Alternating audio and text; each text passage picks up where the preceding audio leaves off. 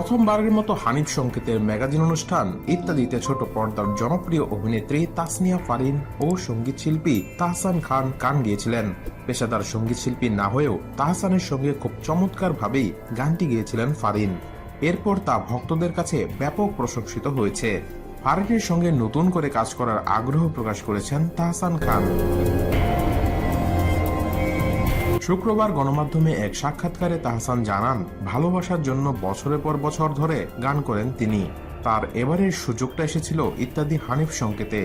সঙ্গীত শিল্পী তাহসান বলেন, আমাকে এবং তাসনিয়া ফারিনকে একসঙ্গে গান করার জন্য বলা হয়েছিল এবং কবির বকুল ভাইকে ধন্যবাদ জানাই, তিনি এই সুযোগটা করে দিয়েছিলেন। আমরা ভেবেছি নতুন গান নিয়ে আরো কাজ করব, তবে এখন না।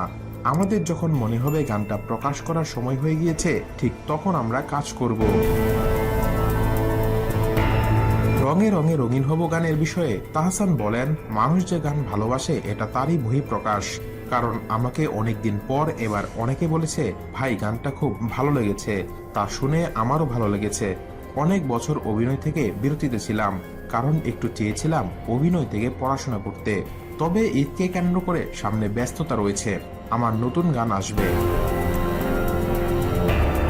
উল্লেখ্য, বাংলাদেশে প্রথমবারের মতো ওটিটি প্ল্যাটফর্ম বঙ্গ নিয়ে আসছে বিশ্বের জনপ্রিয় family game show family feud. এর বাংলাদেশি সংস্করণ ফ্যামিলি ফিউড বাংলাদেশ।